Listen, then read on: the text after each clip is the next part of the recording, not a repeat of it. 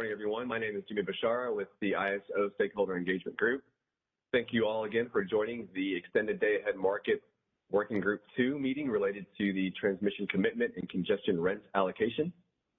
I'm here today with my colleagues, as you know, Debbie Levine, who is the facilitator assigned to this working group, and Emily Hughes, who's our scribe. Also joined by Phil Pettingill, who is the coordinator overseeing all three of the active EDAM working groups. And I'd also like to thank George Angelides, who is here internally to present on behalf, of the ISO for his presentation on the transmission products and contracts in EDAM. The meetings for this specific working group are held weekly on Tuesdays and Thursdays from 9 to 11 a.m. Pacific, the participation details of which are available on the ISO's public calendar. And on the next page, we have our agenda for today. After I hand it over to Debbie, as mentioned, George will go over his presentation. Following that portion, Debbie will resume and we'll discuss the transmission availability, the different buckets that we've been discussing after George lays the foundation for that. And then finally, we'll conclude with the upcoming topics for next week. And on the next slide, just some courtesy reminders. As you know, these working groups are intended to be collaborative in nature. We encourage participants to share ideas and perspectives throughout. If at any time you have a question, we will be taking questions throughout. Please raise your hand using the virtual raise hand icon, and you would click that same icon again to lower it after your question. However, if you dialed in separately, you would need to push #2 to enter the queue. And as you also may know, these working group meetings are recorded, and the video files posted on the corresponding working group web pages. And we please request that you request permission from the ISO before reprinting any of these related transcriptions. And as you also may know, stakeholders are welcome to present perspectives at these meetings. Please submit a request to present using the link located at the resources slide, which is located at the end of this presentation. And that last slide also has all of the reference material through which you can access all of the meeting material. And with that, I will hand it over to Debbie.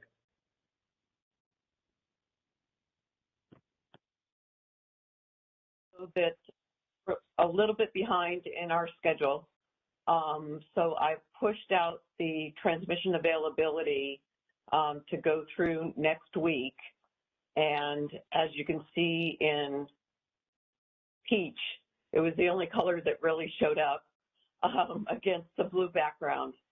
So the dates have been pushed out for all of the scope items going forward. The good news is we still have 3 meetings available in our slack time. So we aren't completely beyond our schedule. But we do need to get moving on the discussions and determining whether we have consensus or not, or whether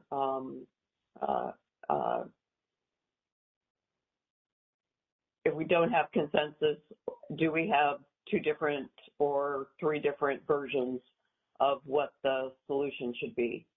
So with that, I'd like to go ahead and turn it over to George Angelides, who's going to give a presentation defining better how the flows and transmission commitments will be used and what capability the CAISO has to be able to reserve transmission for entities that have existing contracts in the EDAM market.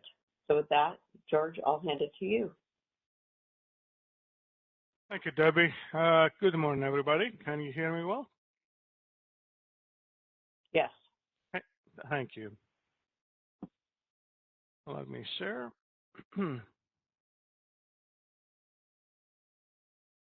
And can you confirm that you can see the presentation?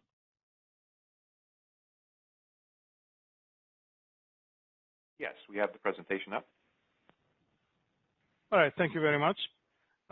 So in this presentation, I will first spend some time describing how these different transmission products we're talking in this group can be used in the market, specifically in the resource efficiency evaluation, the IFM, and the RAC, We haven't talked about the rack so far, so I would like to set a few things here so that we can have some discussion and see where the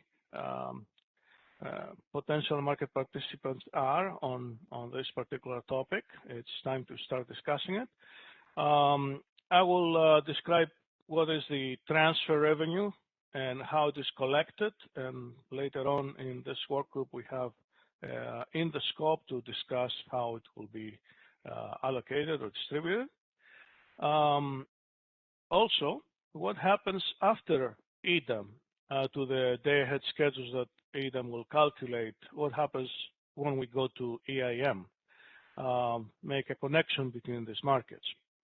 And then I will go into the topic of transmission contracts. I will describe the methodology that the ISO has to support transmission contracts in the current market. That we have basically two types of transmission contracts, that they have either physical rights or financial rights or both. And then how we can support these transmission contracts in EDAM by leveraging this functionality that we have today in the ISO. And also what it means to have contracts if you are an EDAM, an EIM BAA, or only an EIM BAA, that you're not part of EDAM. So let me start by the use of the transmission products. And as an example here, I bring two EDAM BAAs. And I show here that we have three transfers, one for each particular product. So T1 is a bucket 1, T2 is bucket 2, T3 is bucket 3. We can have multiple transfers actually between any pair of EDAM BAAs. Similar to EIM, we have multiple transfers potential in EIM, but they're all of types that are not related to these transmission products. We have base and dynamic transfers here. We have, those different transmission products. So there was a question earlier in this work group on how we will manage these transfers and how participants will declare how much transmission capacity will be released on this transfer. So currently what we do in EIM is we register these transfers ahead of time in the master file. During the onboarding process of an EIM entity, we do research, and they do research to find out all the possible transactions that they have with other BAAs or with even with BAAs not in EIM, because we also set up system resources when we don't have transfers with another EIM BAA. So similarly here, it would be convenient to find out all the possible transfers that could exist between EDAM BAAs and register them in the master file. What we register in the master file is the source BAA, the destination BAA, the intertie that is used to tag the transfer, and in our case here, what type of transfer it is, if it is bucket 1, bucket 2, or bucket 3. You can have multiple transfers of the same bucket between two BAAs because they could be on different interties, and they could work in parallel in the way that they're scheduled optimally by the market. Specifically for bucket 1, because we intend to use that in the resource efficiency evaluation, we also need to know what commodity this bucket 1 transfer is for. So it could be energy, imbalance reserve, up or down, or an ancillary service, like regulation up, regulation down, or contingency reserve. As you see, I didn't list reliability capacity. You don't need reliability capacity, which is the product that RAC procures. You don't need bucket 1 transfers for reliability capacity because in the resource efficiency evaluation, the proposed target is the demand forecast plus uncertainty, but it's a demand forecast, which is the target in RAC. So therefore, there's no need to have special bucket 1 transfer for reliability capacity, since the demand forecast is the target. Whatever you want to achieve there with a bucket 1 transfer, you can achieve it with an energy bucket 1 transfer. Now, further information that we want to register for the transfers is who are the transmission customers or transmission owners and their respective ownership percentage that make available the transmission capacity on that transfer. And this will be needed later on for transfer revenue allocation, and I have a slide to describe how this transfer revenue is collected. Specifically for bucket 3, we also need to register the transmission fee or usage fee, as we also refer to it, which will be used in the market to represent that there is a cost to use that specific bucket 3 transmission. The idea of registering this fee is that it's not really a bid that can be submitted and changed every hour or every day. As we discussed here in this work group, this represents some regulated transmission cost, so it's not really changing day in, day out. So that's why the proposal here is to register it, and if it needs to be changed, it will be changed in the master file. And finally, something that is related to RAC, whether there's going to be transmission capacity that potentially is left over after IFM, whether it's going to be available for RAC to use. And I'm stating here that it's an option because we have to obviously discuss here in this work group how potentially RAC can use this capacity and whether it's allowed by an EDAM entity, or if we all agree to have that. So that's why this is an item here that requires further discussion when we start discussing how RAC will be used in EDAM. Now, this is about the registration of what is a transfer, where it is, and who are the BAs that are tied with it. There is another aspect to how much transmission capacity now is released for the market in that transfer. And that is declared with the scheduling limit. And this is more of a dynamic nature, similar to EIM. In EIM, we have scheduling limits that are dynamically sent to the real-time market by the EIM entity. So similarly here, the proposal is that there will be scheduling limits that could be submitted by either the EDAM entity or perhaps the transmission customer or the transmission owner, whoever makes the transmission capacity available, subject to some discussion and agreement here. It will be submitted to the market, the same like as a bid in cyber. The only difference here is that we probably want to lock those down at some time. We were thinking something about 9 a.m., 1 hour before the market closes, so that we can freeze the transmission after that, so that we don't have a moving target if an EDAM entity is trying to pass the test. If we have an advisory test at 9 a.m. and they don't pass, they have 1 hour to make arrangements to pass the test. So if we can freeze the transmission at that time, at least there is one element that they don't have to worry about. Maybe we can also freeze the demand forecast for the next day, so and the uncertainty requirements, so at least they have a fixed target to adjust schedules and bids by 10 a.m. where the market closes to pass the final test at 10 a.m. At least that's the ideas that we were discussing in the work group for the work group 1 for the resource efficiency evaluation. So there's a tie point here between those two work groups. So this is about defining the product. Let's see how the product could potentially be used. So as we mentioned in the workgroup 1, the bucket 1 transfer is used in the resource efficiency evaluation, essentially to transfer requirements from the target BAA to the source BAA just before we perform the RSE. What kind of target we're having with these different bucket 1 transfers is the commodity that is registered, as I mentioned earlier, for the bucket 1 transfer. So energy transfers transfer demand forecast. Imbalance reserve transfers, they transfer imbalance reserve requirement.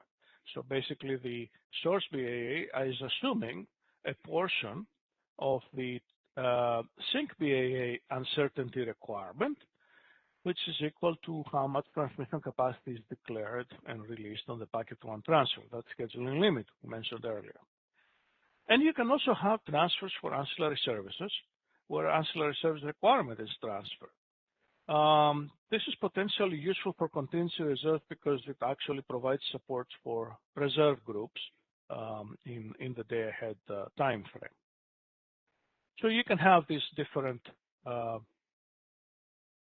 types of bucket 1 transfers, if you will. And we had a presentation on how they could be potentially used in the resource efficiency evaluation workgroup 1. After you do the transfer of the requirement, then you have an adjusted target for the resource efficiency evaluation of that particular BAA. What happens now after the resource efficiency evaluation, now you have all the potential transfers available in the market, bucket 1, bucket 2, and bucket 3.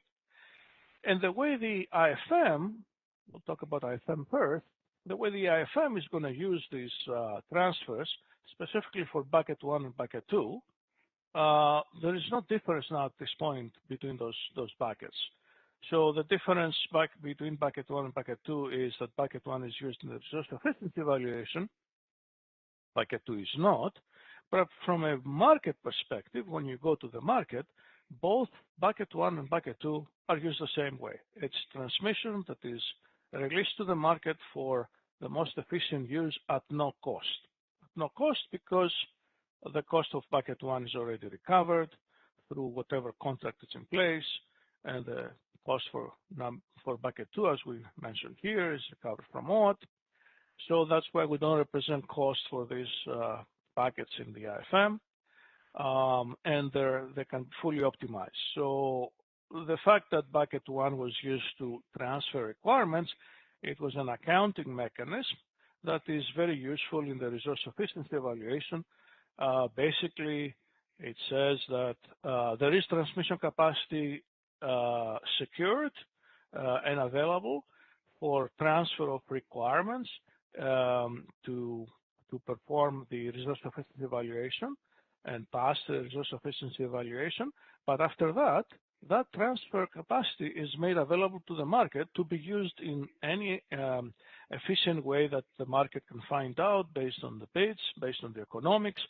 So you could potentially have an imbalance reserve bucket 1 transfer that we use in RSE, and then when we go to IFM, it's released as transmission to be used for any kind of product. It could be used for energy instead of imbalance reserve, and vice versa. So we'll let the market decide on how to most efficiently use the transmission that is made available under bucket 1 and bucket 2. I made a parenthesis here and we haven't had the chance yet to discuss about ancillary services in EDAM. We have floated around the idea of potentially co-optimizing ancillary services like what we do for the ISO market today, potentially doing it for the entire market footprint. It's a very efficient way to have the most efficient outcome when you co-optimize all these products. However, we do believe it's a tall task for day one in EDAM to have this feature. We not only a tall task for the market operator, for us, but also for the participants. It's an important feature, but we would like to see it phased out for a later implementation, not being available in day one, so that we can focus on the probably more voluminous aspects of the day-ahead market.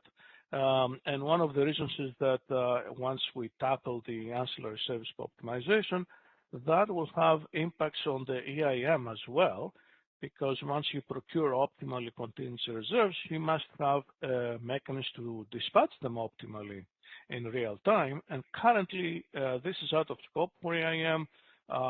Contingency reserves, as you know, are dispatched manually for EIM BAAs in EIM. So it is a bigger item than just being considered in EDAM, because it will involve EIM. So we would like to see it phased out. And because of this, if we don't have the ancillary service optimization feature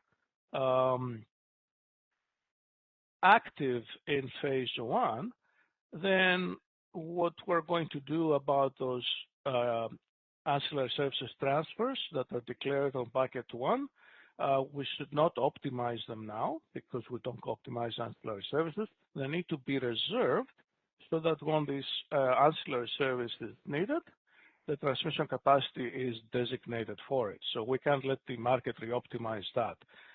So for phase one, whatever was declared as a transfer one bucket, we will freeze it and not have it optimized in IFM. So it will stay as is. But energy and imbalance reserve transfers, it's just transmission now that can be optimized, because imbalance reserve is a product introduced in the day-ahead market enhancements that we make the assumption here that is our basis for extending to EDAM, as Debbie mentioned in the previous workgroup call. And since it's a product in DAME, we float it also to EDAM.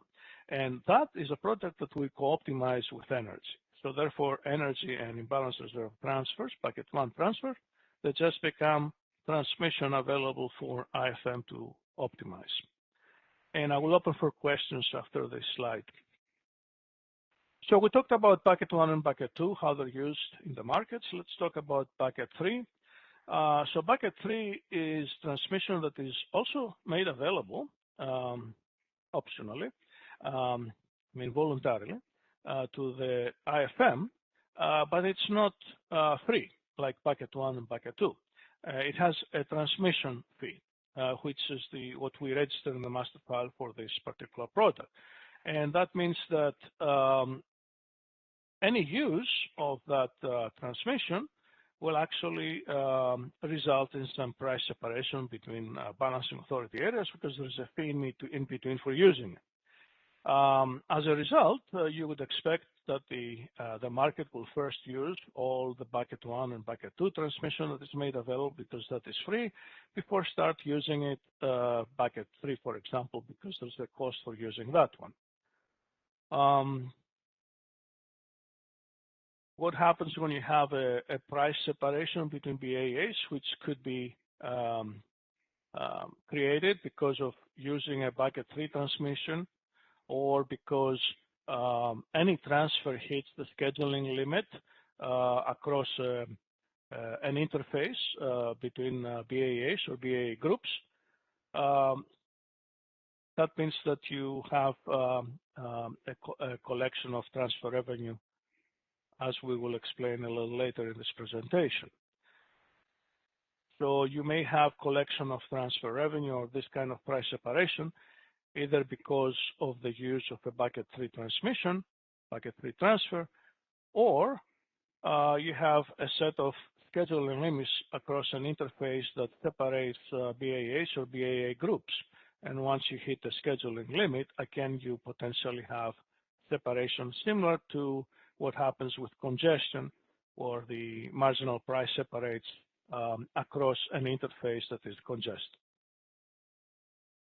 And the last item, which require obviously more discussion in this group, I just want to open it up here, that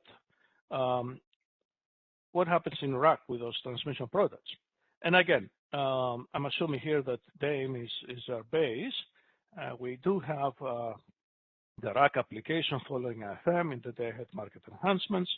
So assuming we have it also in the day-ahead market enhancement. We have discussed in the DAME stakeholder forums why the rack is needed. It may not be as useful to an EDAM BAA under certain conditions. For example, if an EDAM BAA sub-schedule its demand forecast, and let's say they don't have virtual bits or virtual bits don't clear for that BAA, and let's say that they don't use or release transmission in rack for reliability capacity transfers. If all of these are true, then essentially the rack solution will be not different than the FM solution for that BAA, so it's not going to make any difference. However, if any of these items are not true, and let's say there is a load that was scheduled in FM differently from the demand forecast, or there are virtual schedules that clear the IFM, rack essentially comes in and replaces those virtual schedules with physical schedules and makes up for any difference potentially between the demand forecast and the load schedules that clear the IFM. And it can do that by procuring what we call the product in rack reliability capacity, which could be upward or downward capacity from the IFM schedule. So in that procurement of the reliability capacity, potentially, and to have a more efficient outcome overall for the market footprint, you can use any leftover transmission capacity that the IFM did not use out of bucket 1, 2, or 3 that was released in the market. You can have it used in rack optimally to procure reliability capacity. Now, I'm saying optionally here because these are items that we need to discuss. Although you may have an efficient outcome in rack by making use of this leftover transmission capacity, it also has the potential outcome that a resource may be committed in rack in an EDAM BAA to potentially provide reliability capacity in another BAA. If this feature, although from a market perspective is absolutely fine, since we're running a market optimizing all the products as much as we can here, then that's okay. If this feature is not viewed as appropriate, committing resources for another BAA, then maybe any transfers that are left over from the IFM should not be used for that EDAM BAA in rack. So this is an item that we'll probably have to discuss here and see how the stakeholders feel about it. So we would like to get some feedback on that. From a technology standpoint, we can make it happen. When I go back to the slide that I had for the registration of the transfers, we can register the option in the transfer to use any leftover capacity from the IFM on that transfer in rack. It's as simple as that.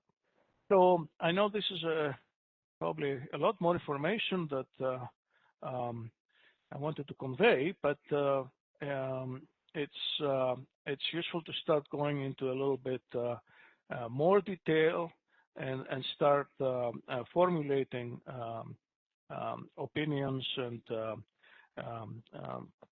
have some comments on items that will eventually be part of our design, and we need to start discussing them.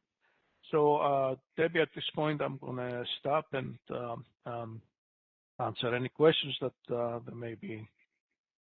So George, thank you. Could you first go ahead and just so everybody's grounded, I know we're notorious for using acronyms. Could you define the acronyms on this page? I'm not even sure I know what they are. Yeah, I was supposed to do that, and I guess those acronyms are embedded in my mind. So this is IRU is imbalance reserve up and IRD imbalance reserve down. and these are the acronyms we used in the presentations, but I should have spelled them out here. And these are our ancillary services: reliability up, reliability down, and contingency reserve. I use contingency reserve as a generic 10-minute reserve instead of specifically spin and non-spin. Thank you. This was something I missed. All right, thank you. Callie Wells, you have a question? I do, yeah. Hi, it's Callie Wells with WPTF. George, yes, you definitely gave us a lot here to digest and think through. I have a couple questions, and they're more just so I can understand what the proposal is. My first couple of questions is actually back on slide 3, when you were talking about the registration process. So I want to make sure I understand what you're saying here. So is the idea specifically for when you're saying they're going to register for the commodity, if they register a transfer, are they going to say that this transfer can only be used for one commodity, for any commodities, or is it, this many megawatts for energy? Are they kind of upfront prescribing what commodities that transfer can use? Okay, so let me clear this out a little bit. Maybe it was missed between the slides. So the specific commodity is only useful for the bucket 1 transfers, all right? Because these bucket 1 transfers are used for resource efficiency evaluation, and their mechanism is to transfer requirement, all right, from the synced BAA to the source BAA. So we need to know what requirement is transferred. So we have to register the commodity that this transfer works for in RSC, right? Only for bucket 1. So it could be an energy transfer, which means we transfer demand forecast, right? It could be an imbalance reserve transfer, which means we transfer that type of uncertainty up or down, or an ancillary service transfer, which means we transfer the relevant ancillary service requirement before we perform the resource efficiency evaluation, so that the target for the resource efficiency evaluation of both the source and the sync BAA is adjusted based on those transfers. Now, after the resource efficiency evaluation, with the exception that I mentioned in phase 1 for the ancillary service bucket 1 transfers that we're going to keep them freeze, everything else is optimized.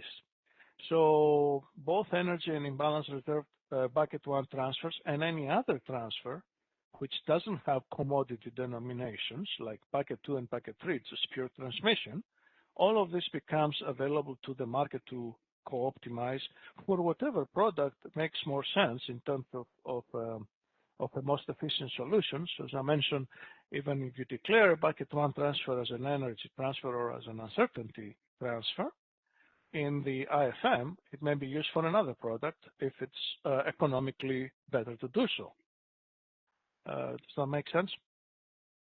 It does, yeah. And I guess where I'm going with this question is, I know the master file process is, you submit the new updated Excel file. There's 5 to 10 business days on the CAISO side to actually get that into the model. But the RSC sounds like the resources shown in the RSC might change on a day-to-day basis. So I'm trying to figure out if there's a timing element here that we need to think about in terms of how static is the RSC and the resources showing on the RSC, and what products they're providing for that LSC to meet their evaluation test versus how frequently or how often the master file gets refreshed. I'm just trying to think through if there's maybe a timing element we need to think about there. And I won't ask my specific second question, but it's kind of along those same lines as if you're having to register the transmission ahead of time in master file, does that facilitate, or how does that line up with, we've heard a lot about the timing of when transmission customers can acquire new transmission. So how does that align with their ability to acquire new transmission, the day prior? Is there enough time to get that transmission in master file in the model? So it's more of I'm just wondering if there's a timing element here we need to think through. Yes, there is. And the key element here is that this is the registration of the instrument. not how much transmission capacity is released on it, which is the scheduling limit. And for the scheduling limit, this can be submitted similar to how bids are submitted as an hourly transfer capacity limit on each of these transfers. But it will be more efficient to use what we do in EIM, where we pre-register the instrument in the master file, so that then when you refer to it, you have something that's already registered in the master file. It's easier to refer to it and say, on this transfer, okay, and there is a way we identify transfers with all these elements. On this transfer, this is the scheduling limit. This is essentially how much transmission capacity is released. And this could be an hourly designation that we need to have it by some time. I put in here 9 a.m. because in our previous discussions so far, we were thinking of freezing transmission in the period between 9 to 10 for facilitating EDAM BAAs to pass the test. So the timing aspect on how to use or how much is available to use on the transfer, which is the instrument, is more of a dynamic nature. You can submit it for every hour as a bid. As long as it comes in before 9 a.m., we're okay. We can use it in the resource efficiency evaluation effectively.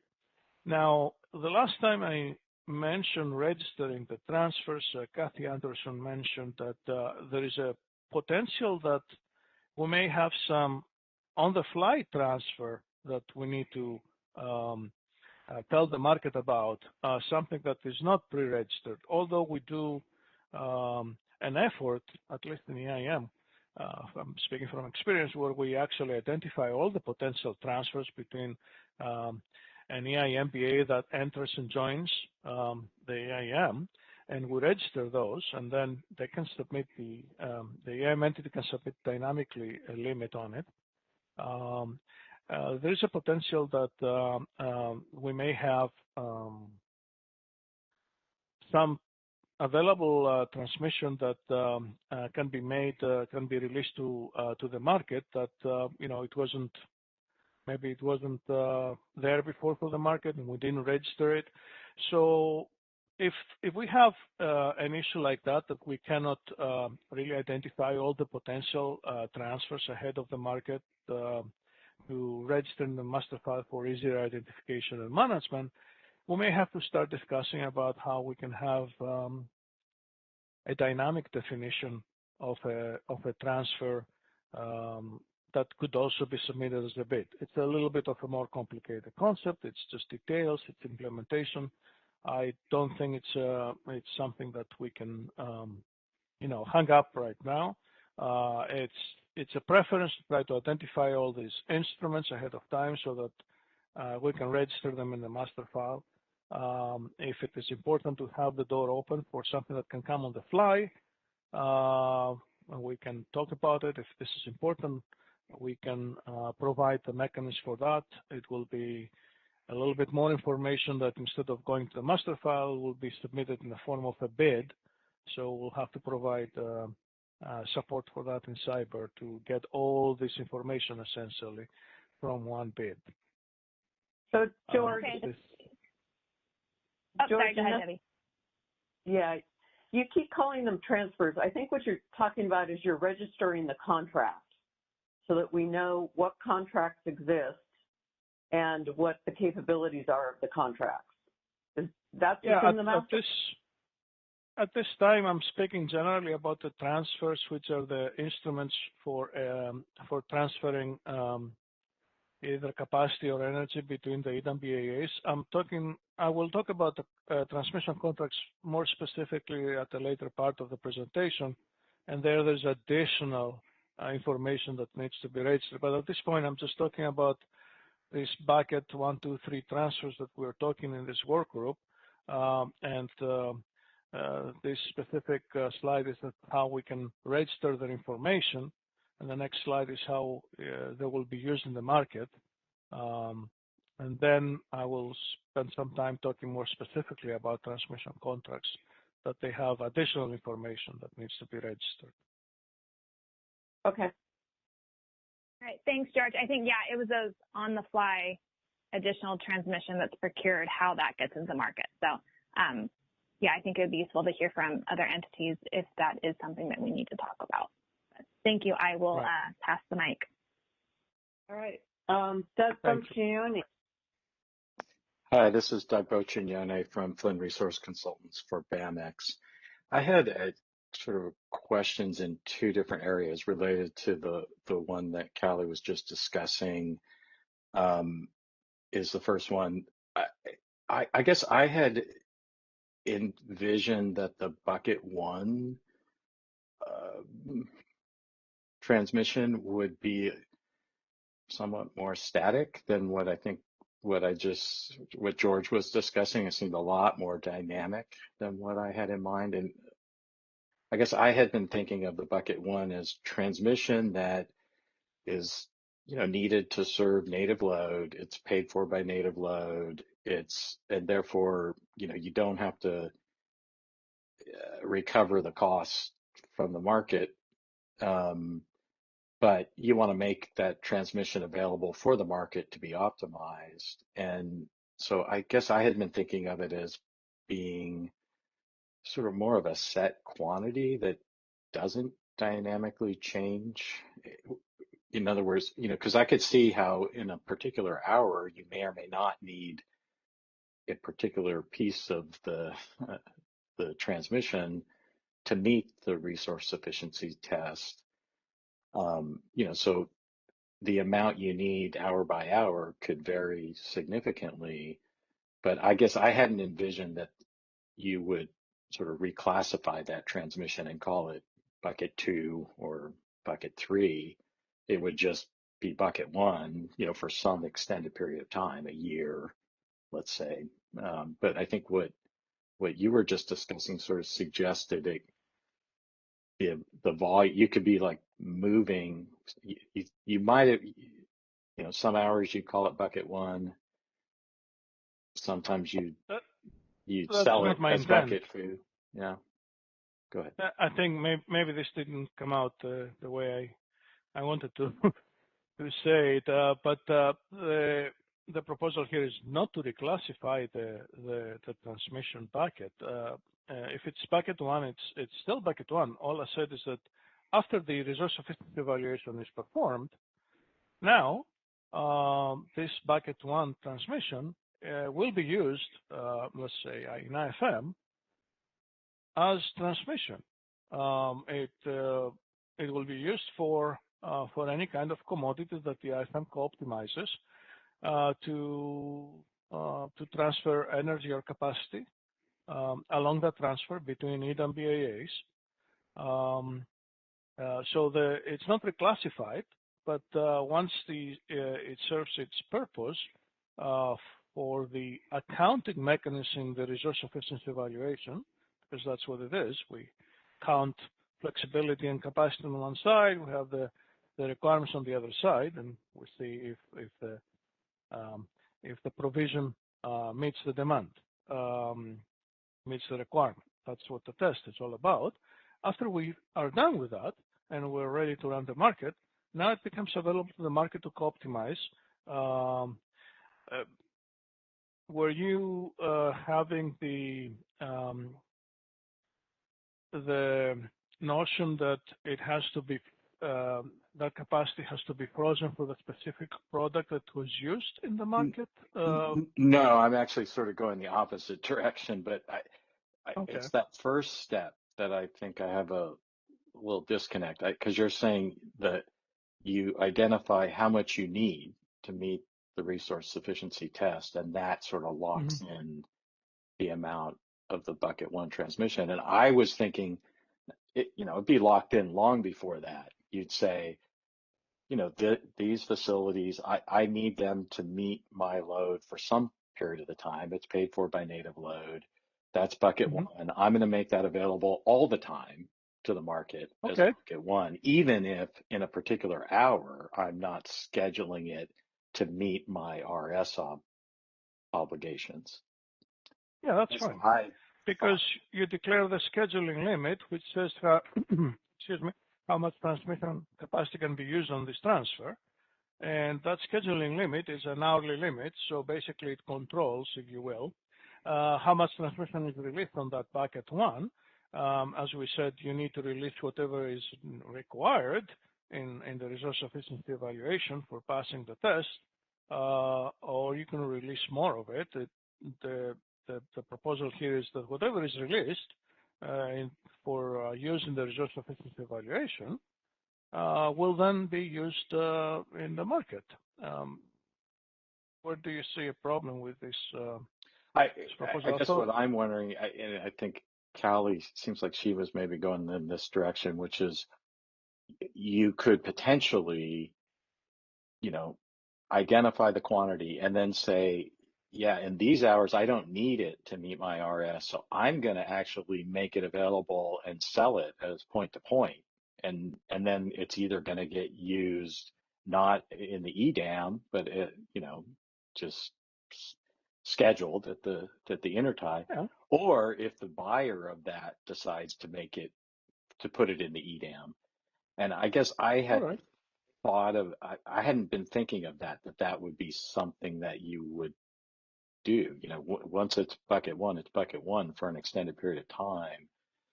And but I think it sounds like it's controlled by the scheduling limit that you submit. Like in your example, let's say that there is a block of hours that you need to use this bucket one transfer to pass the resource efficiency evaluation in those block of hours. Then you submit a scheduling limit for these hours that says how much transmission capacity will be used for that purpose. If you do not need this transfer for other hours in the day for passing the resource efficiency evaluation, the scheduling limit for that bucket one transfer could be 0 for these hours. And maybe you want to release transmission capacity as bucket 2 or bucket 3 in those hours under of what you own or what you have acquired. That's possible. So this is really a flexible way to tell the market how much transmission is released and where and at what time and what can be used for the resource efficiency evaluation or more generally in the market. So you control all of this with the hourly scheduling limit and registering these instruments in the master file. So if you have, let's say you have 200 megawatt of transmission between two BAAs, you can register in the master file 2 transfers each for 200 megawatts, one bucket 1, one bucket 2. I'm just giving an example. And then any given hour of the day, you can specify what's the scheduling limit on the bucket 1, what's the scheduling limit on the bucket 2, as long as the two do not go over 200 megawatts, which is your ownership. And then in this way, you control how much of your transmission capacity you can use for the resource efficiency evaluation and eventually release to the market after that, and how much you want to have it directly released in the market as a bucket 2 or bucket 3. So this is a flexible mechanism for managing the transmission that you want to release into the market. Did that make sense? Or did that answer your question? That makes some sense, but I guess I had been thinking of the master file change process is somewhat static, right? You need some lead time. That's not happening on the fly. But I had been thinking of it as even more static than that. You'd go into the year and you'd say, this is my bucket 1. Everything else is either 2 or 3. And it sounds like you're thinking more dynamic than that. I'm just trying to be more flexible, but you can do that. You can register in the master file and let it be.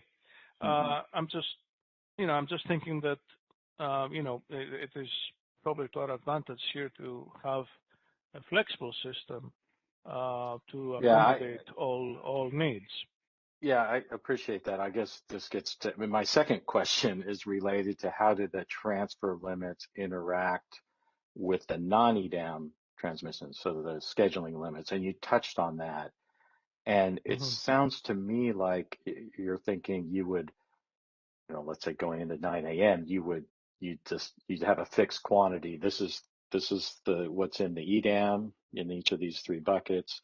and then the rest of the intertie capacity is going to be scheduled at the interties and it have its own scheduling limit, right? But and they're competing, they're getting co-optimized, but those limits are separate limits. So you could have a situation where, as you mentioned, you know, the transfer limits are binding, but the scheduling limits aren't, or the scheduling limits are binding, but the transfer limits aren't, or both could be binding and in sort of they're interacting, but you could have different prices effectively based on the bids because they're competing against us different limits between those two, the scheduling limit for the intertie transactions versus the EDAM transfers. Is that right?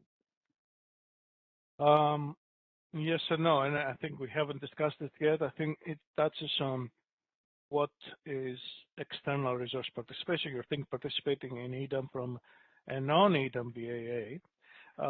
The instrument that we're talking here as a transfer is really an instrument between BAAs in the market footprint, between BAAs and EDAM.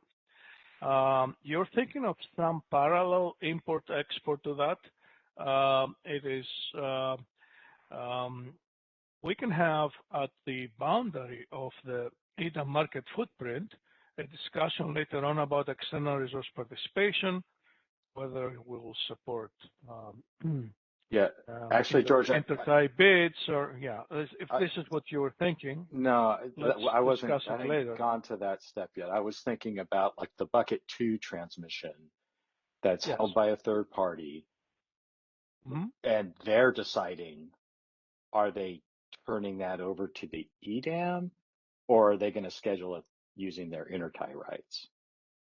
George, why don't we go ahead and Kathy Anderson, I've got a couple of the EIM entities have their hands raised. So why don't we have them chime in on how they envision the registration, the buckets, and the usage. So Kathy, did you have a comment along those lines? Yeah, I do. Hopefully you can hear me. Yes, we can. Thank you. Yeah, I appreciate this conversation because it's definitely more in depth than maybe what I've thought about it. But, you know, I've kind of thought along the lines of, you know, we would be registered in the master file as a tie similar to what we have the EDAM or the EIM transfers today. And then a limit would be given to the CAISO as to how much is in bucket 1. And I appreciate the flexibility because I know, for instance, at Idaho Power, you know, we maybe have some long-term rights on our neighboring transmission systems that are owned by our load-serving entity, but the need for those is seasonal. And so part of the year it could be bucket 1 because they're using it to import load needs, and then the other part of the year it's definitely a bucket 2 because they aren't using it for their load necessarily. And so, you know, it's not, you know, we can't say, you know, here you go, this is always bucket 1 because they could use it for other things. So that flexibility is needed to kind of look at it day by day, you know, to determine what that is because of just the seasonality of load spikes. So you know, I was thinking it would be more on the dynamic side, you know, in the day by day on that. So I'm more leaning towards that. Thank you, Kathy. Thanks. I guess we're covering the entire spectrum then.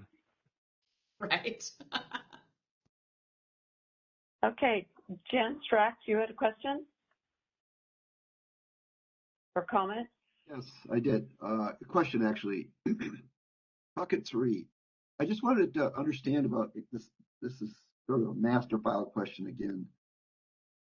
I assume that in the master file you would register, I'm assuming, I don't know this, the OAT rate effectively that the BAA has for that bucket 3 transmission. So that's sort of the maximum price. But I guess what I'm wondering is there any reason why they couldn't change that price on a day-to-day basis? And if they can, I wonder what the logic is for not allowing that. Because I could imagine as situations change over time on a day-to-day basis, an entity might say, you know what, I'm willing to discount my transmission by, you know, 60% during the off-peak hours, for example, which would open up more opportunities for economic transfers. So I'm just wondering how static, those usage fees would have to be in bucket 3? That's a good question, John, and maybe we should also open it up for stakeholder discussion. From a technical standpoint, I don't see obviously a problem having a transmission bid. However, we always thought that this is sort of like a regulated transmission rate that is going along with the transmission that is released under bucket 3. Maybe stakeholders can give us more opinions on that. So that's why I suggested we register in the master file. From a market perspective, I'm a little bit concerned if this is changes hour to hour. It may provide some volatility in the market in terms of how transmission is used. It may be used in 1 hour because the price is right. Next hour, maybe it won't be used. So you have some shifting of energy patterns, perhaps more than what is happening anyway in the market, which is something that we may need to consider. But the bottom line is this a transmission bid or is it some regulated transmission rate? And maybe others can well, comment. But again, if it's, I'm not suggesting that anybody could charge more than their FERC approved rate would allow, but it does seem to me like there might be some benefit in allowing people to discount it on a short-term basis, and thereby get more economical transfers in the optimized market. So anyway, just a suggestion. Okay. No, that's fine. That's why we're all here to work together put all our ideas on the table. This one is actually easy to implement because we'll have a form of a bid that will designate the scheduling limit. So for bucket 3, we can also have the fee submitted with that bid.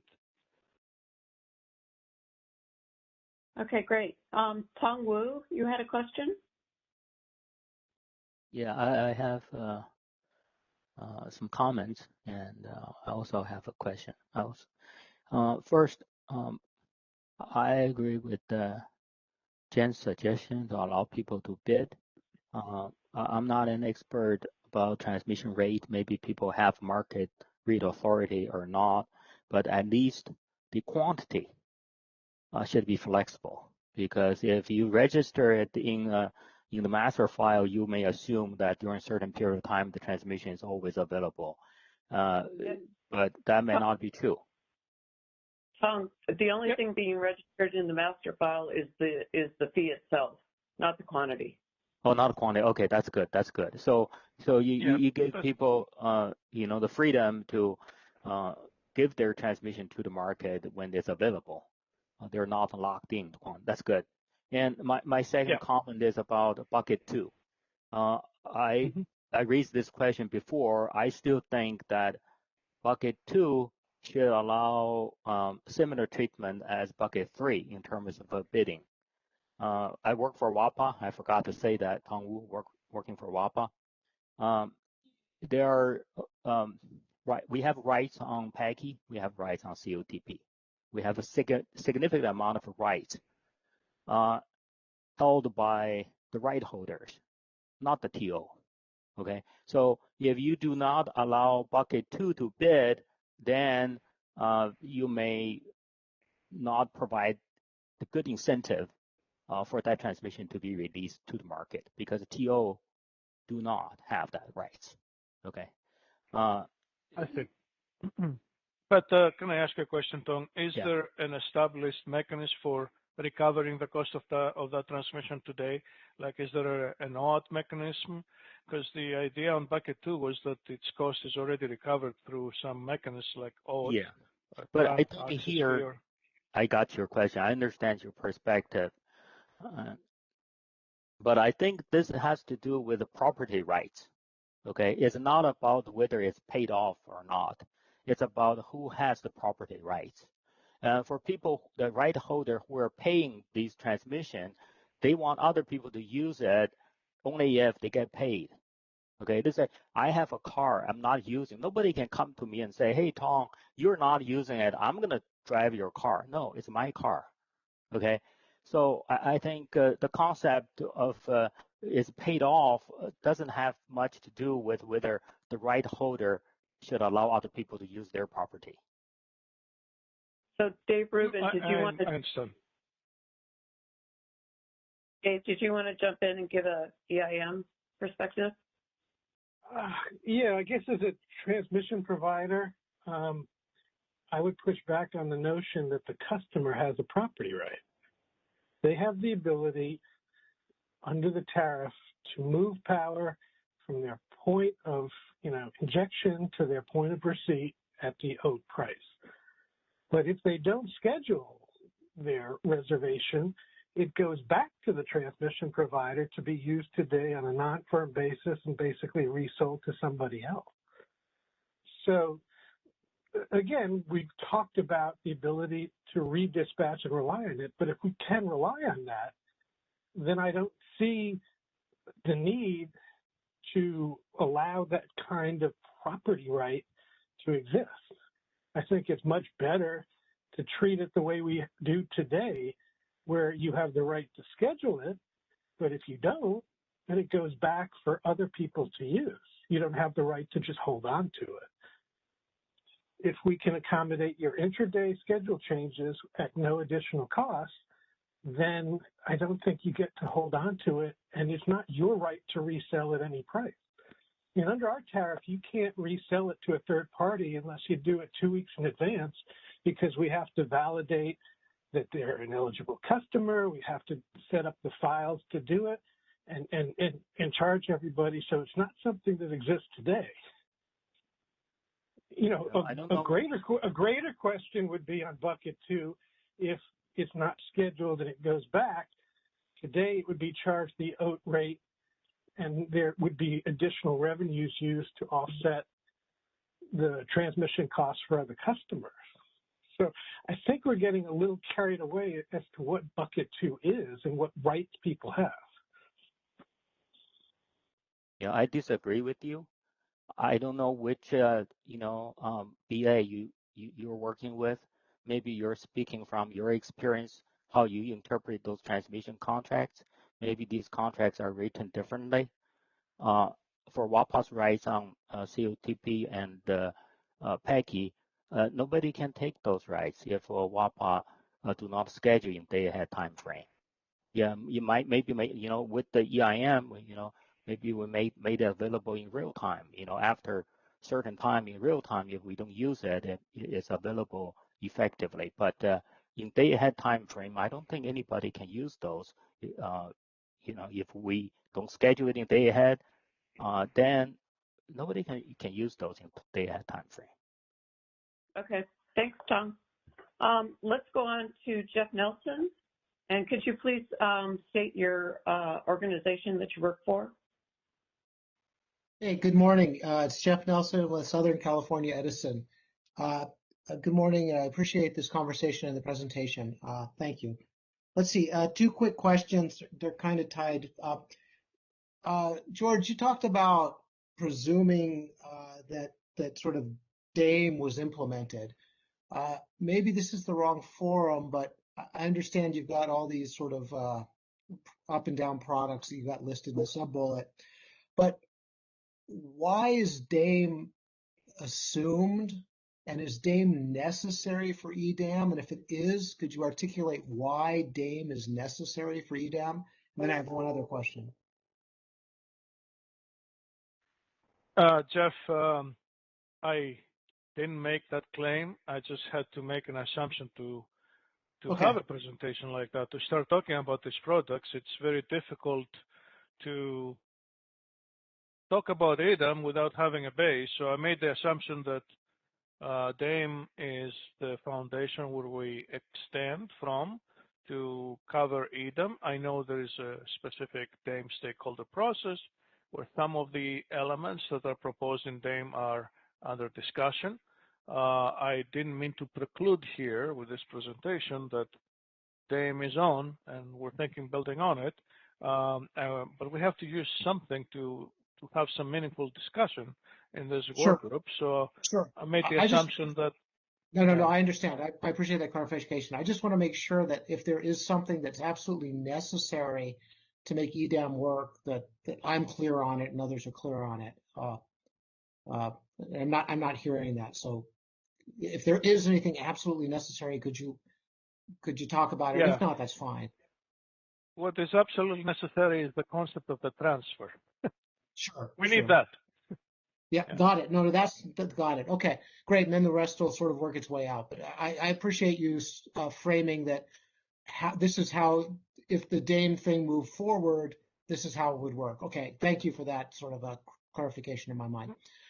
Right, Jeff. I was trying to avoid questions of the sense that if I don't mention anything about imbalanced reserves, then I would get the question, what happens with the transfers and imbalanced reserves? So I was trying to provide an answer.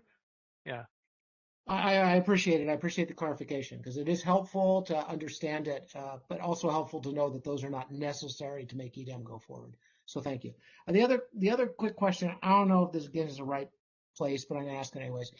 We have a concept of priority exports today where people are able to identify non-resource adequacy sources and obtain sort of a, how do I want to say this, guaranteed ability to export.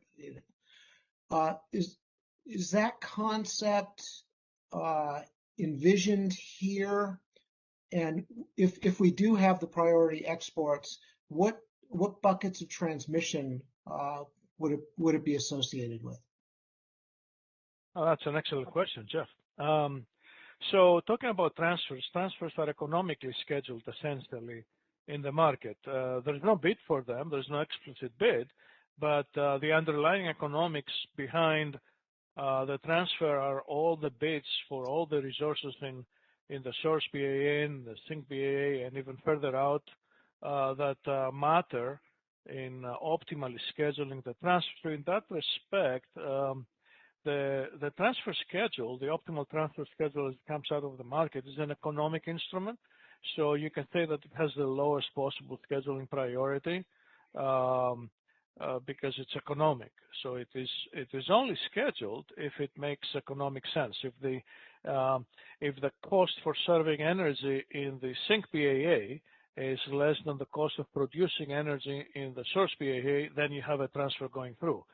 So all the higher priority scheduling concepts that we have in the market today, like self-schedules or, those high priority self-schedules, we're going to talk a little bit later on about transmission contracts and things like that. They're scheduled first. And then is economic transactions come next. Would that provide an answer to you? I guess I'll just have to see how all the pieces fit together. So I'll look forward to more of the presentation. Thank you, George. Thank you. It was very helpful. You're welcome. Okay. Next is a question from Kathleen Colbert.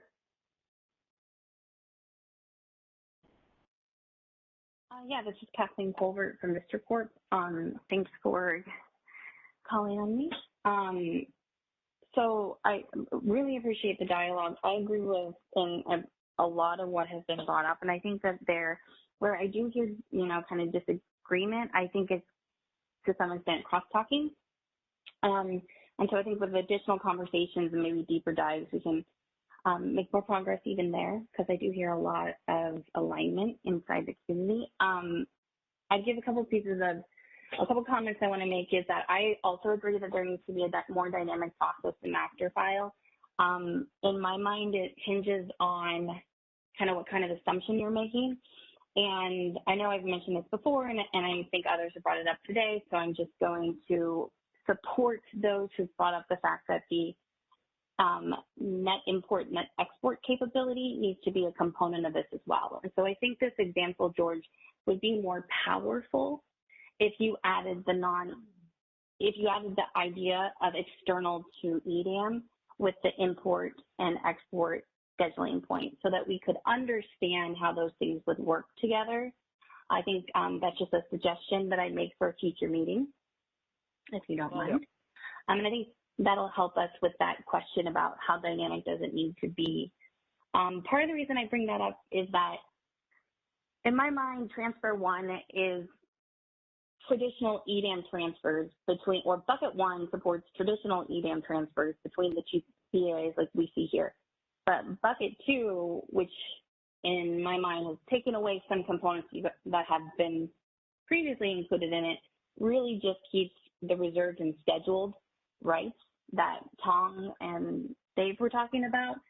And I would note, the reason I think there's a little bit of maybe cross-talking is I think there is a difference between the third, kind of the idea of our transmission reservations that get reserved in response to a request versus grandfathered rights, which is you're going to get into the contracts and how those handle, how Kaiser handles grandfathered rights today. But just to kind of connect those dots there. In bucket 2, we'd have reserved or scheduled and grandfathered, but those may not be between two EDAM BAAs. So we need to have a process and a chance to talk through the idea that a third party, let's say, for example, we do that transmission competitive solicitation process or release process, has rights from a source point outside of EDAM into a safe point on one of the EDAM borders, and how we identify that once that's been potentially released or sold back in the modeling of this. And so I just could give that example for you, George, to kind of noodle on and think through the back and forth that we're having today. Okay. We'll talk about this, but not in this phase. You're talking about external resource participation, and we'll definitely get to that point. It's definitely in our scope. But first, I wanted to all of us to be on the same page how we're going to use the transmission between the BAAs that are in the market footprint, and then we can have the next layer of discussion on how do now external resources, external BAAs from the market footprint can participate in this EDAM construct. So I think we need to first make sure that we understand all the internal stuff first. That's hard for me, George, because I think of them as competing against each other and being co-optimized. So if I can't think of them simultaneously, I just want to frankly sharing with you, like, I do think about these things holistically, right? Which is why, and the proposal that, or the recommendation that I gave on Tuesday, I also would just say for what it's worth, it's super consistent with what you're showing. It just added that additional layer of the inter-tie point. But otherwise, everything you're saying here is the same kind of concept.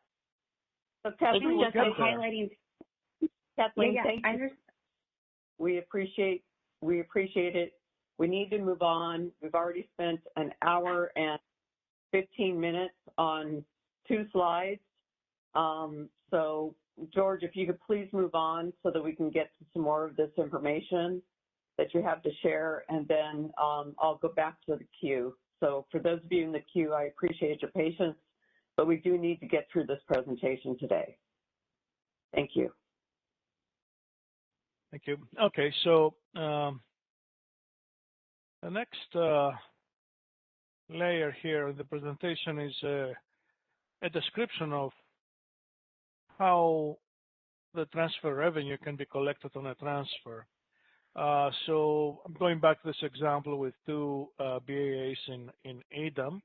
And again, we'll eventually hit the point or start discussing external resource participation, but we have to go through the hump first of saying what happens internally before we bring in that discussion. So we will get there, but for the time being, let's talk about transfers between EDAM BAAs.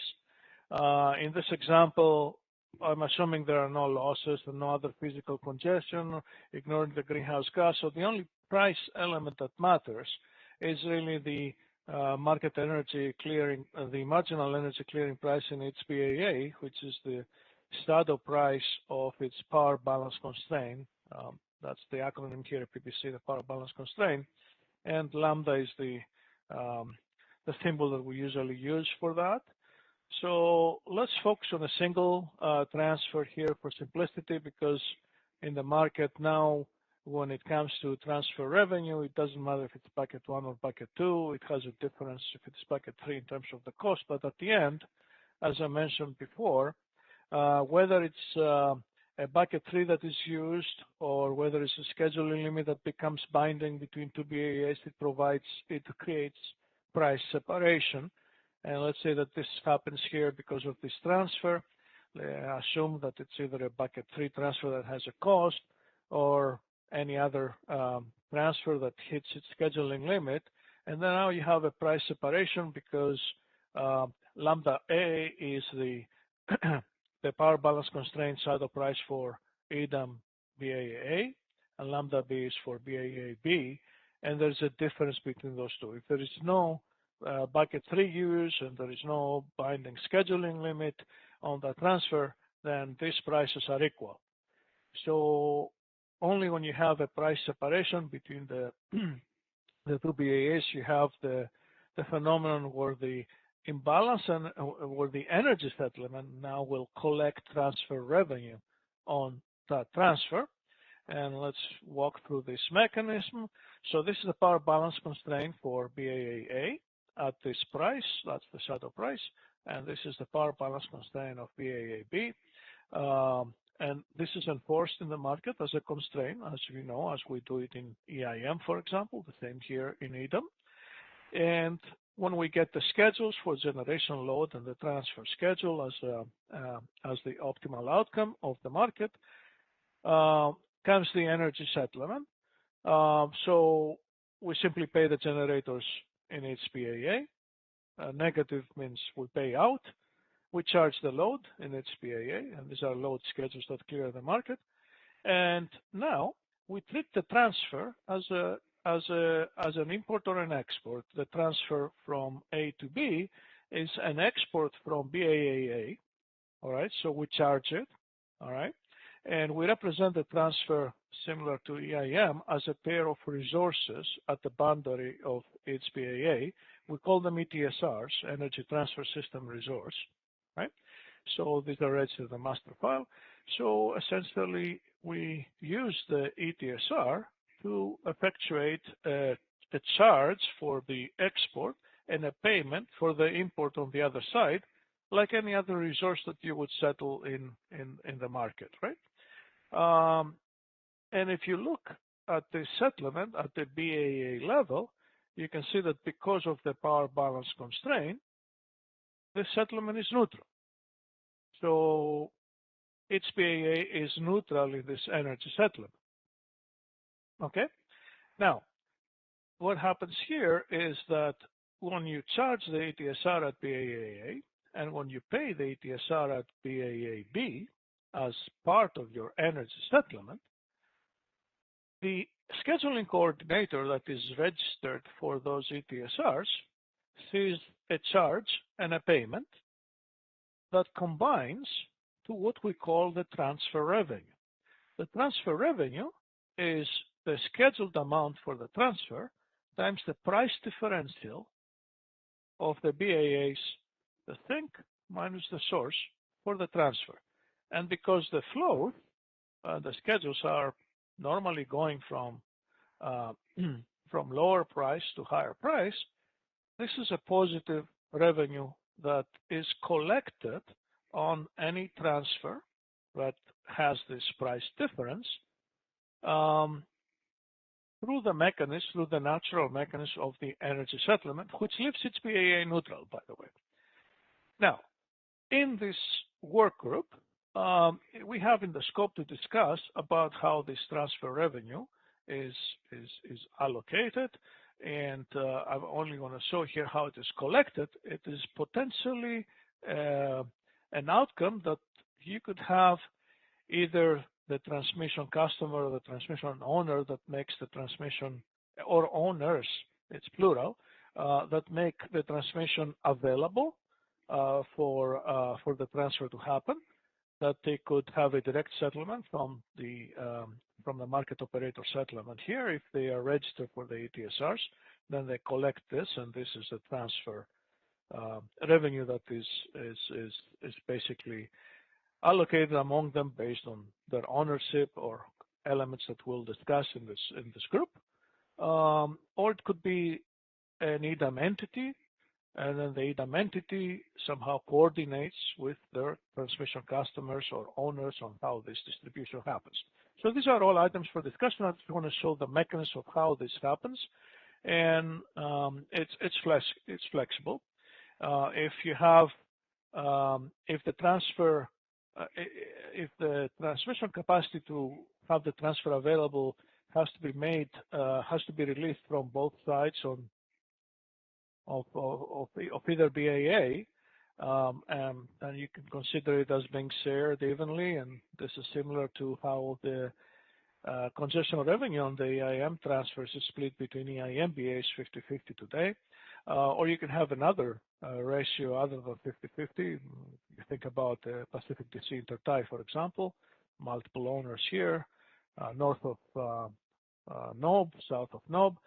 So it's flexible, and that's why I said earlier, when we register the transfer in the master file, we register all the specific elements about who are the transmission customers or the transmission owners, how much ownership percentage they have, etc. So this could either happen by the market operator directly, or we can have the EDAM entities to manage it. Specifically for the California ISO, we know that the transmission capacity on most of the transfers is made available by the other party.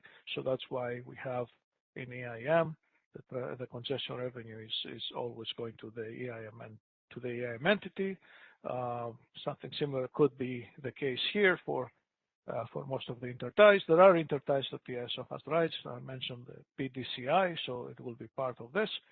Anyway, so these are all elements that we need to discuss further in this workgroup when we get into the transmission revenue allocation. I'm just presenting here the mechanism of how this can happen to provide some content.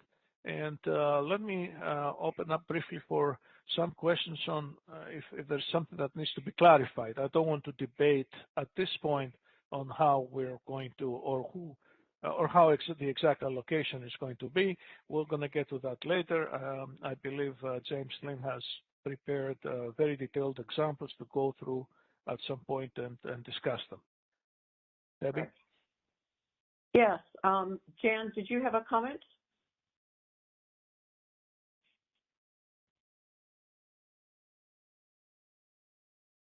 Nope. All right, Steve? I'm out. Yes, Steve Greenlee. Thanks, Deb and George. Great presentation. Deb, I'll defer to you. My question, which I'll be very brief, kind of relates to the previous topics. Can I go ahead? Yep. Yeah, thanks. And by the way, just for the record and consistent with every other comment I made in the other work groups, once again, I kind of agree with the points Tong made. I do think compensation for bucket 2 above and beyond congestion rates needs to be on the table, yada, yada. But I also appreciate Dave Rubin's points about while I do think customers do have a resale right, therefore there should be an opportunity to provide that at a compensation level above congestion rent. I appreciate the nuance or the difficulties and challenges with processing resale rates or resales of transmission. Anyway, I think hopefully we'll get into that in the future. My specific question to you, George, is because I got a little confused. So I'll just create a scenario and just tell me, my question is what mechanically is going to be different under EDAM than today. So here's the scenario. You have, let's presume Bonneville joins EDAM. So you're looking at kind of an EDAM footprint, California, Pacific Northwest, Bonneville, et cetera. Today, you have an entity like Brookfield, by the way, sorry, Steve Greenlee, Brookfield Renewable, who's an import RA supplier, has whatever, obligations to deliver today at Malin, Knob, et cetera. Mechanically, under EDAM, because those points are now internal EDAM footprint scheduling points or points, would mechanically anything change? And say, for example, we have rights on Knob that we own. We don't want to turn them over on a given day. We want to utilize them to make import RA deliveries into California. Does that change at all from the way we do it under EDAM? I will say yes, because you're comparing with today, where in the day-ahead market we only have the ISO, and the provision of this array capacity from external resources is through imports at the ISO scheduling point. You mentioned Malin, so you'll see imports being bid into the day-ahead market at that location at Malin, and there could be economic bids or self-schedules, and they could present potentially array capacity under a contract to serve California load, or just participate in the market. So in your scenario in EDAM, where BPA joins the EDAM market footprint, now you don't have intertie bids or self-schedules at Malin. If the source of the energy is within BPA, you have a transfer between BPA and the ISO, and the transfer essentially aggregates all these schedules and bids. There is no bid explicitly on the transfer. You can see, the optimization can see all the bids behind the transfer of all resources in BPA, and then the transfer is scheduled optimally.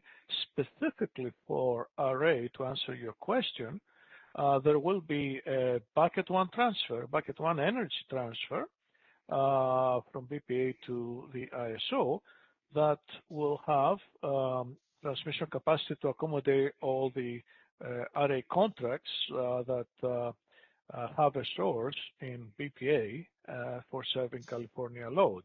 So the mechanism is different. So yeah, that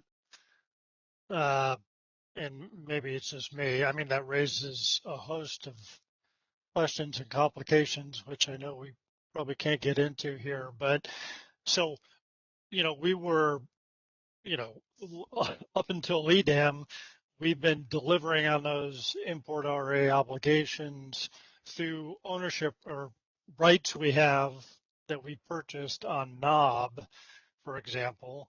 Now that's internal to EDAM, I guess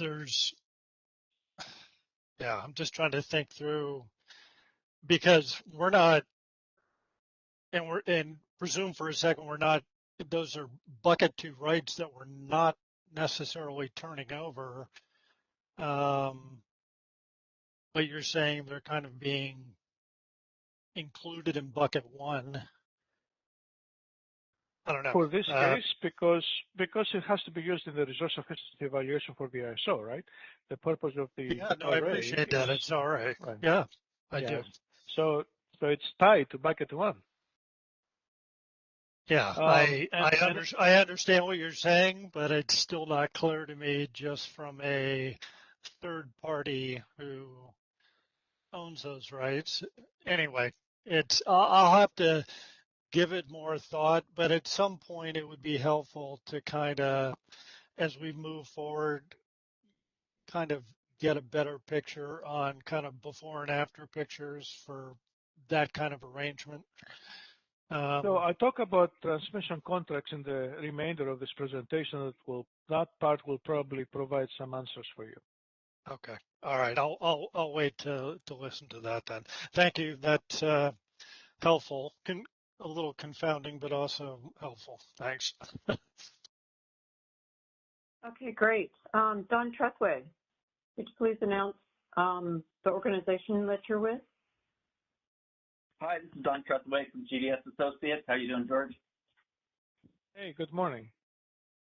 So I just wanted to step back a little. I think in listening to this conversation, there's really sort of two methods that transmission is being made available to the market to support transfers between BAs, and this is for the benefit of the participating load-serving entities. If you're a load-serving entity that doesn't want to participate in the market, that's where these sort of issues don't apply. You schedule as you would normally bilaterally. We provide you the perfect hedge, and you're immune to some of these costs.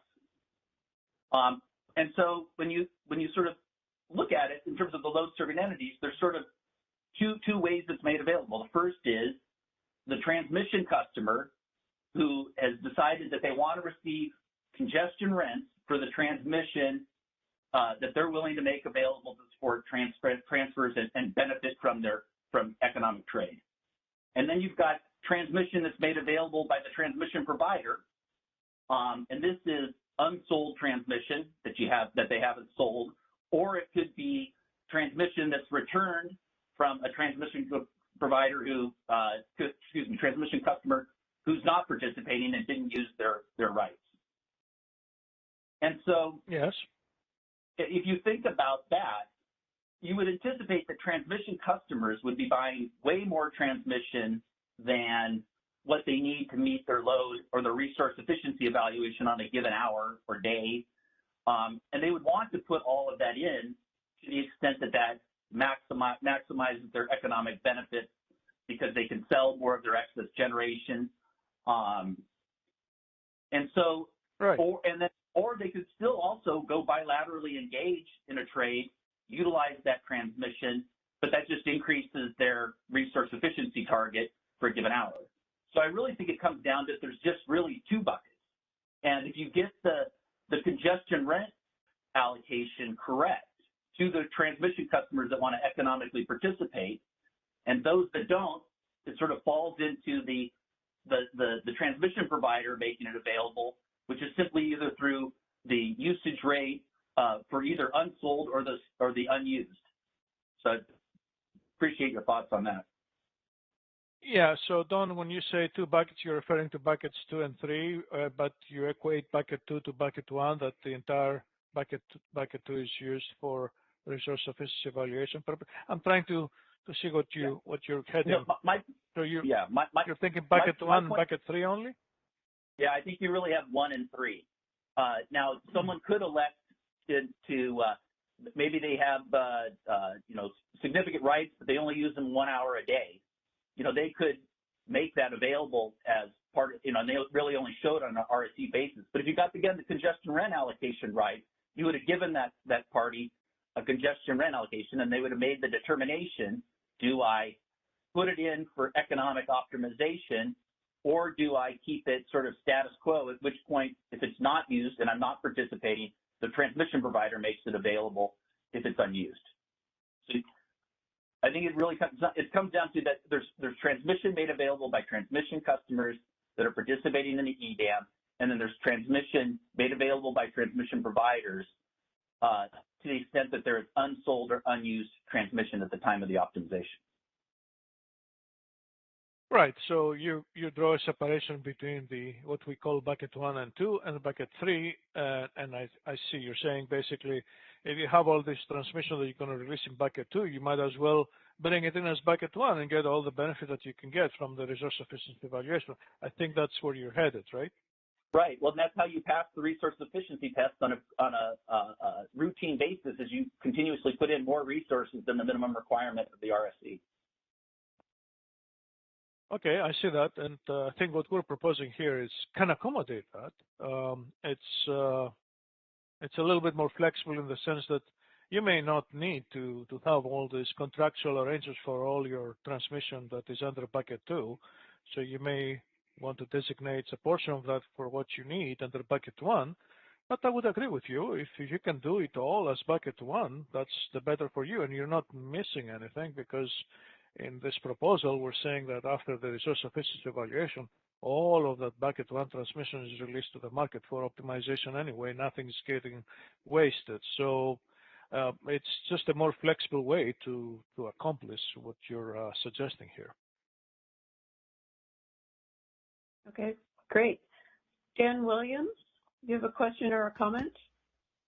Yeah, thanks, Deb. Hi, George. Dan Williams from Customized Energy Solutions. We're probably going to have to table this for a future call, but I still have considerable questions around the concept of the RSC transactions and how that fits into the overall market design. And I'll just put the idea out there, and then maybe we can address this when needed. So I think what you're proposing is that entities get a RSC advisory result, maybe that's at 6 a.m., then are you expecting that the BAs are sort of calling around to other BAs to find someone willing to take, say 100 megawatts of that RSC requirement? and then that they'd have to also have the bucket one transmission to facilitate that.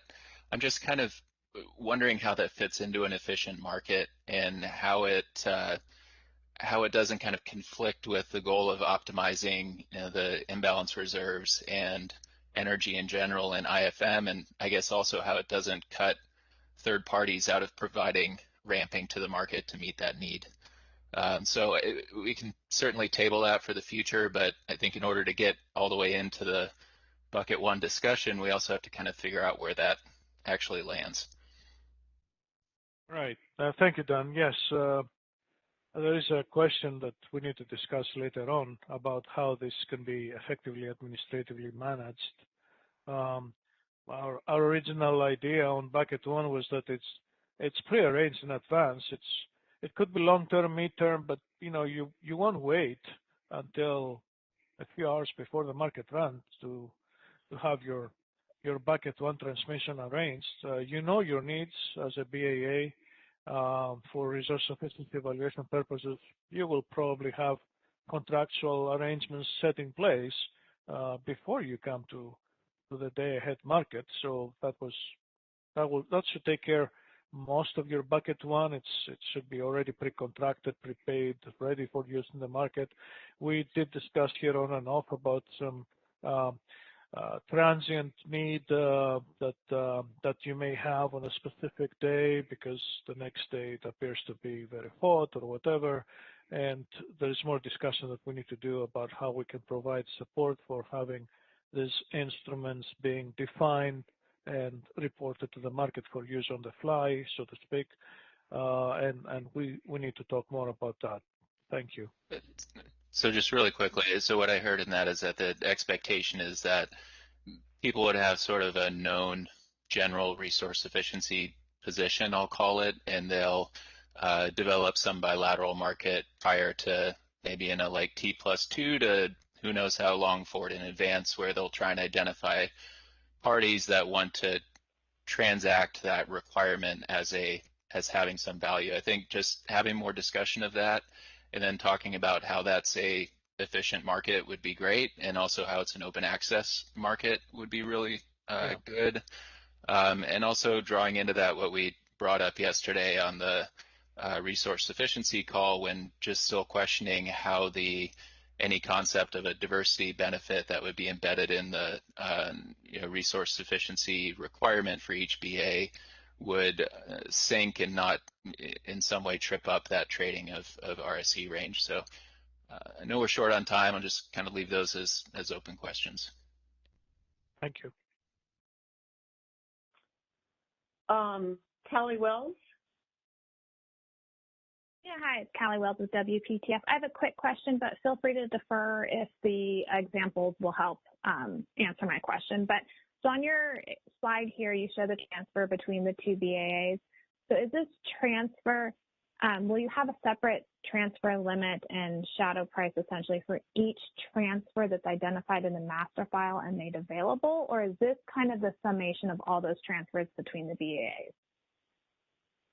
No, Kelly, we do support different scheduling limits for each transfer. The transfer is the instrument, and that's why it's registered in the master file so that we know what it is, and each one has its own scheduling limit, and if it's a bucket 3, has its own transmission cost. I'm just very simply for this example using just one generic transfer, but it's not supposed to work like we bundle all the transfers into some transferred aggregate. They're optimized individually in the market. And of course, if you have parallel transfers, the optimization will use the most efficient combination. It will use bucket 1, bucket 2 first because they're free of charge, so to speak, for the market. And then it will go to bucket 3 as they start filling up. So we see each transfer separately as a separate instrument. Okay, thank you. But George, since we only have about 15 minutes left, if you could go through the balance of your presentation, and then if we have time at the end, we can take questions and then roll the discussion over to next Tuesday. Oh, yes, thank you, Debbie. I had a slide here to describe what happens after EDAM when we go to EIM. We may have on and off mentioned in this work group calls that essentially your day-ahead schedules from the EDAM, they roll over to EIM as base schedules, and this is automatic for EDAM BAAs. There's no need to submit them in EIM. If you're on an EIM BAA that is not participating in EDAM, of course, nothing changes for you in EIM. You'll submit your base schedules. If you are in EDAM, no need to do that. They just roll over from the day ahead. The same thing happens to transfers. All your transfer day ahead schedules between EDAM BAAs, they roll over to EIM as day ahead transfers. This, we can treat them as base transfers. They can be frozen in EIM, or we can have them re-optimized in EIM. And it doesn't matter now what bucket they are. In EDAM, in EIM, we only have a single transmission product, and transmission is free in EIM. We're not proposing to change that. That's a fundamental premise of EIM. So all the buckets, they coalesce into a single transmission product in EIM, which is akin to bucket 2, right? It's similar to bucket 2, but I don't want to put labels to EIM transmission. Dynamic transfers could still be released in EIM using the existing methodology, either the rights holder or the ATC approach. So we don't propose any change for the EIM. We're just connecting the ties between the two markets. You could also release transmission capacity in the counterflow direction of day-ahead transfers. This is relevant if you fix them as base transfers in EIM, so you can have transmission capacity in the opposite way, or you can re-optimize them. We can even have the option of how we want to do it. Maybe we have an option to re-optimize them or keep them fixed and you release transmission in the opposite direction. I think these are semantics we can work through. Again, the settlement in EIM is still based on deviations from base schedules for the EIM BAs that are not in EDAM, or from the day-ahead schedules for EDAM BAAs. And for transfers, it's a deviation from the day-ahead transfer for EDAM BAAs, deviation from base transfers in EIM BAAs. We can and probably should adopt the EDAM transfer settlement that I showed in the previous slide, or continue with the existing settlement that we have for congestion revenue and transfers in EIM. They can be designed, the EDAM transfer settlement can be designed to give you the same outcome that you have with the existing settlement in EIM, but it will provide some consistency with how we do it in EDAM. Today in EIM, we don't settle dynamic transfers. We only settle base transfer deviations. If we're settling all the transfers in EDAM, it will make a consistent connection here to also settle dynamic transfers in EIM, similar to what I showed you in the previous slide.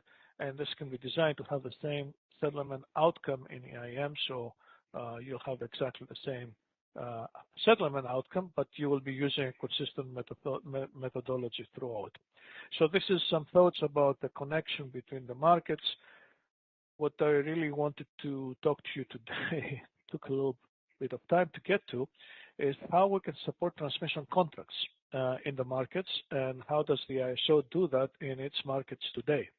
And I had to talk about transfers earlier to set up a base for discussing this particular topic, because it really uses the transfer foundation that we talked about earlier. So for the transmission contracts, we have an elaborate system and the ISO to support transmission contracts, and it starts with a very detailed registration in the master file of all the aspects of a transmission contract, which are listed here. We register the source and the sink of the transmission contract. The source could be supply resources or import resources. The sink could be load resources or export resources. We also register the scheduling coordinator or coordinators for that are registered to use the transmission contract and the associated resource capacity, because it's potentially true that maybe only some resource capacity is tied to the contract, not all of it, or potentially a resource could be used for multiple contracts. So we handle all this. It's very flexible. You can have multiple scheduling coordinators actually using a contract. You have multiple sources to multiple sinks, and the master file provides all this information for us to track and administer these contracts. When it comes to load, that requires specific load resources. So if a load is served by a specific transmission contract, we cannot see it as part of the entire load of a BA, something that we do in EIM today with the concept of the ELAP. LAP is the load aggregation point. So we need a custom LAP for that load, and that will have a custom LMP. So that's an extra complication that you would require in the market to support transmission contracts, that we have to see carve out the load under that contract as a separate load aggregation point. I made a presentation on the greenhouse gas working group the other day, and I mentioned there that if we are going to enhance the existing system of detaching the boundary of the greenhouse gas regulation area with the boundary of the BAA, eventually we're going to cross that bridge here. We'll have to separate the load that is under greenhouse gas regulation area from load that is not under the greenhouse gas regulation area within the same BAA. So I think if we cross that bridge, then this is a natural way to see that, that complexity we'll have to address it anyway. The other element for the transmission contract is what we call the contract path. And the contract path is a scheduling concept, nothing to do with physical flow. And it's either a point-to-point transmission, and it's not necessary that these points align perfectly with the sources in the sinks. So you could have a partial contract that covers you from intermediate points.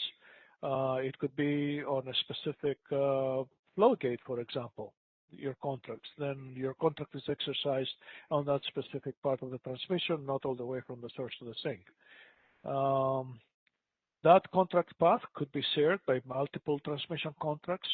In our support for transmission contracts, the contract path could be a chain of individual links, and the links can have multiple ownership of contracts. The contracts can share a link or an entire chain on the contract path.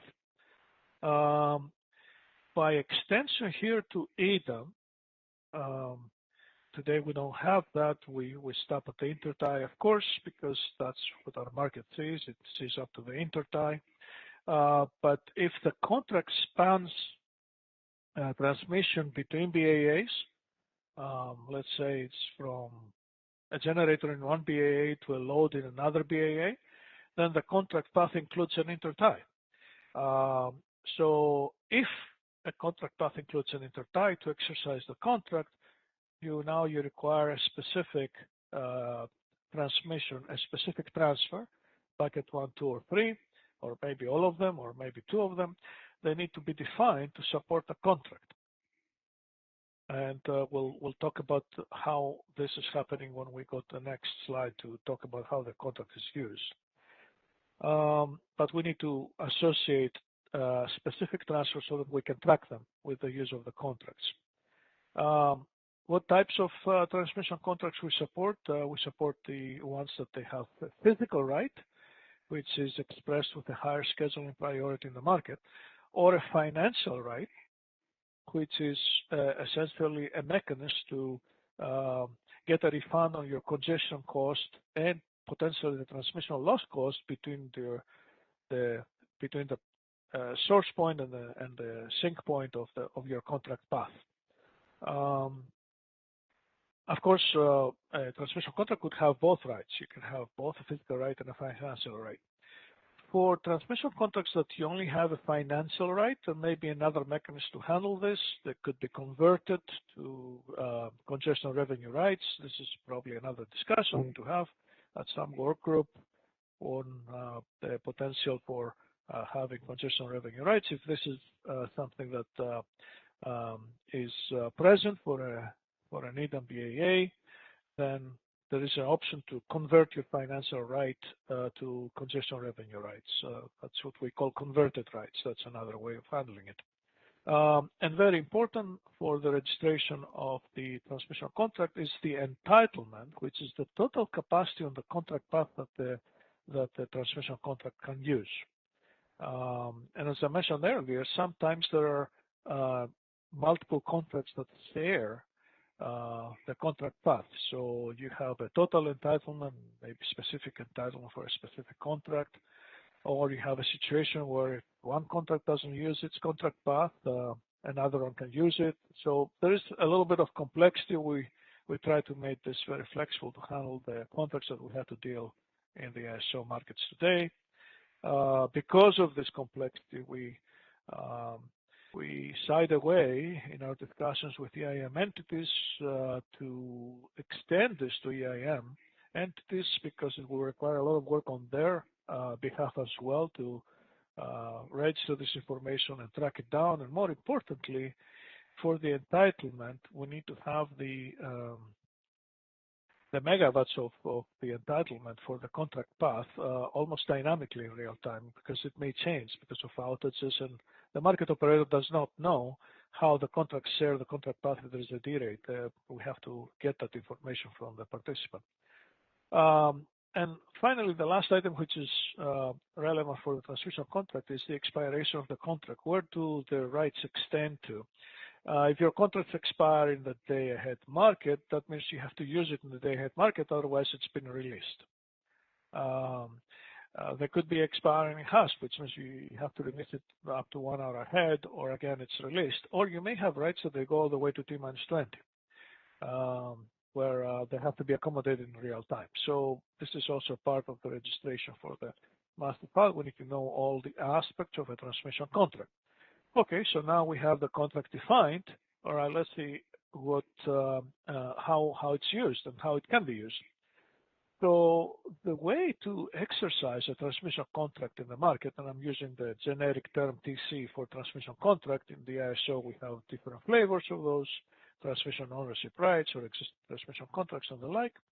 So to exercise the contract, you have to schedule on it. You have to schedule on it, and by submitting a special self-schedule in Cyber, which is associated with that transmission contract. Cyber will validate the transmission contract for its use. It will look at the resources for the source and the sink if it's registered under the contract. Make sure that does not the use of the specific resource, that special self-schedule, does not exceed the registered resource capacity for the contract. Very importantly, we'll make sure that the contract is balanced. It will take all the sources and all the things, all the self-schedules. There must be a balanced use of the contract.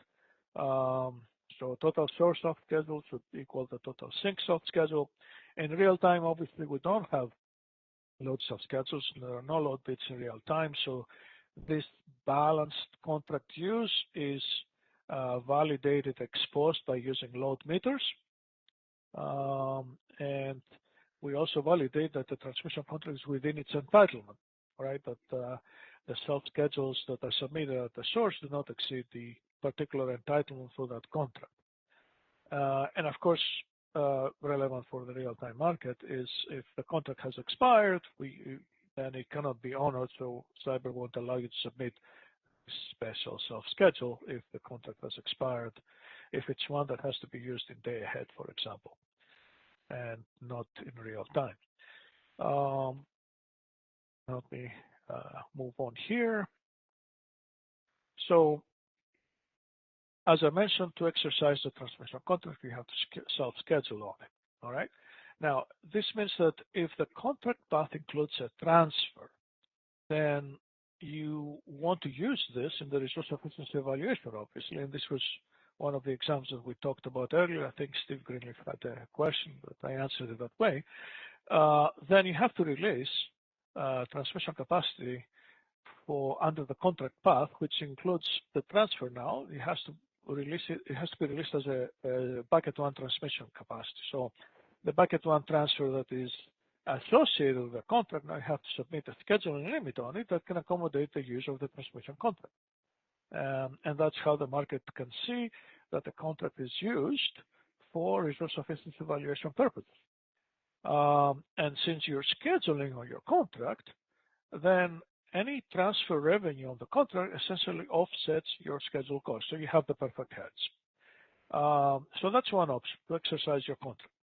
Another option is to not exercise the contract and participate economically in the market. So you can submit economic bids instead of self-schedules.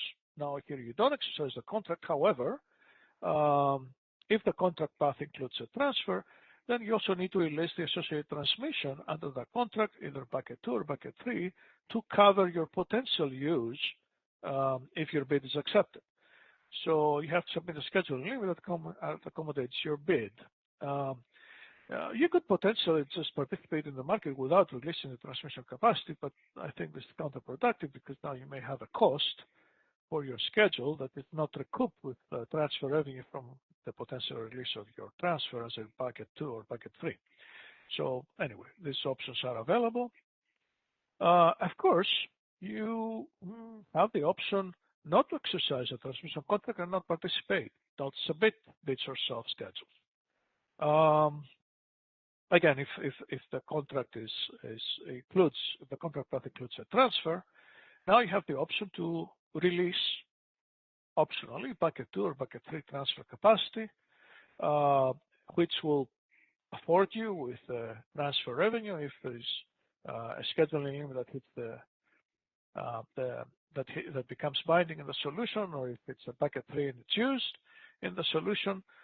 You may not participate in the market in terms of resource participation, but you can collect the transfer revenue from the transmission that will be used by others in the market for the optimal solution. Or you could not release the transmission and reserve it, and I'm talking about the transfer, so specifically BA to BA transmission here. You can reserve it for later use in EIM. You can release it in EIM. So that's an option because bucket 2 and bucket 3 we have said here that is optional for the EDAM. But if you intend to use your transmission contract and it has a transfer that's bucket 1, we said bucket 1 you have to declare it because of its use in the resource efficiency evaluation. So this is a notable difference between these two approaches. Now all this discussion here was about I was focusing a little bit on what happens on the transfer if it's part of the contract path. I haven't talked about internal transmission to a BAA. So for internal transmission, anything that we have so far, okay, said is still in place. You can still self-schedule and use your right, and you can get your higher scheduling priority for your physical right. You can get your financial right in settlements by getting a refund or your congestion and perhaps the transmission loss cost, depending on the contract and its rights, right? But the way we are today with what we have in our technology implemented in the markets, there is no mechanism that you can actually reserve internal transmission and not release it in the market, because that transmission is reflected in the full network model that is part of the market. So and the market will use the transmission. So if you don't schedule on it, it is automatically released to the market. That's the current mechanism. Nevertheless, that doesn't mean that you lose your contract. You can still exercise your contract in EIM, say, by having the ability to submit those high priority self-schedules in EIM. And the contract will still be honored because the EIM will now redispatch other resources to accommodate the high priority use of your transmission contract. So you don't really lose it. We don't see this as a problem. We do this for the ISO contracts in the ISO. We even have a mechanism for a participant that has a transmission contract and they have rights, let's say, all the way to T-20. Even if they didn't exercise the right by submitting bids in the real-time market by T-75, they can actually call the operator in real time and say, I want to exercise my contract and I will submit the schedules, and the operators will accommodate that. It's obviously an infrequent situation, but we're still committed as a market operator to honor all the transmission contracts. So this is what I wanted to present here about how this, yes. Yeah, so we're over time by about 5 minutes. Oh, I'm sorry. That's okay. So thank you everyone for participating. We'll have George back on Tuesday to be able to answer additional questions regarding the presentation that was given in the last 15 minutes. Everybody have a great weekend, and we'll talk to you soon. Thanks so much. That concludes our conference. Thank you for using Event Services. You may now disconnect.